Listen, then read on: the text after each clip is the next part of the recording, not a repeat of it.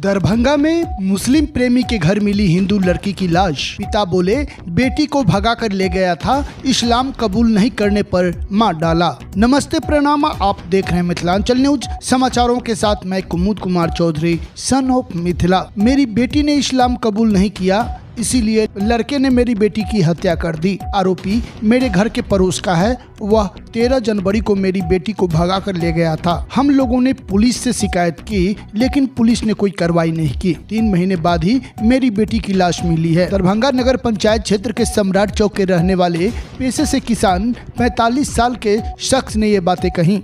शख्स ने अपनी बेटी की हत्या का आरोप पड़ोस में रहने वाले मुस्लिम लड़के पर लगाया है।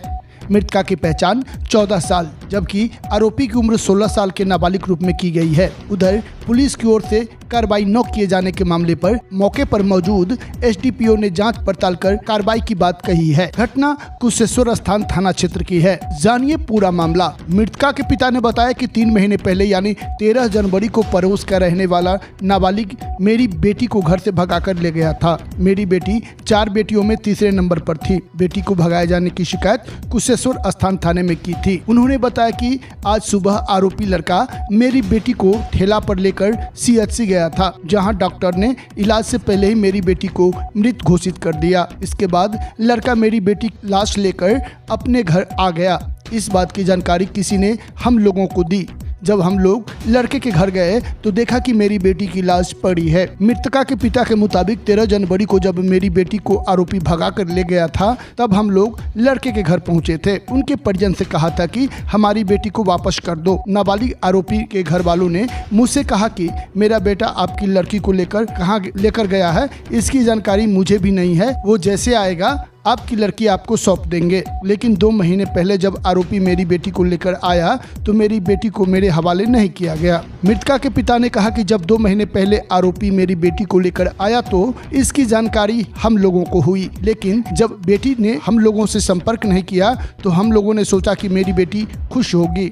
इसीलिए हम लोगों ने तय किया कि बेटी ने अगर अपनी मर्जी से लड़के से शादी की है तो हम लोगों को हस्तक्षेप नहीं करना चाहिए। उन्होंने बताया कि कुछ दिनों से बेटी को परेशान किए जाने की जानकारी हम लोगों को मिल रही थी। पता चला कि इस्लाम कबूल करने के लिए मेरी बेटी के साथ मारपीट की जाती थी। जब मेरी बेटी को इसके लिए कहा जाता तो वो इनकार कर देती थी। मृतका के मौसा ने बताया कि सुबह मैं खेत में काम कर रहा था। इस दौरान मुझे जानकारी मिली कि भतीजी की हत्या हो गई है। मैं घर न जाकर सीधा आरोपी के घर पहुँचा।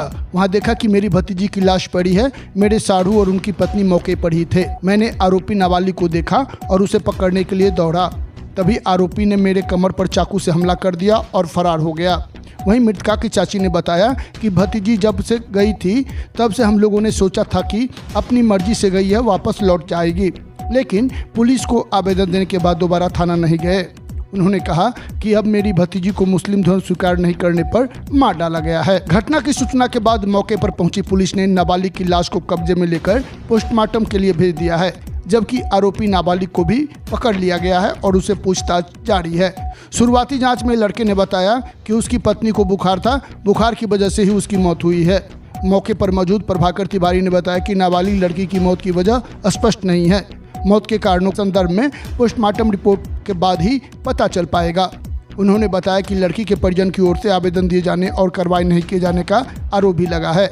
इस संबंध में कुशेश्वर स्थान थाना क्षेत्र के तत्कालीन एसएचओ अंकित चौधरी से बात की है।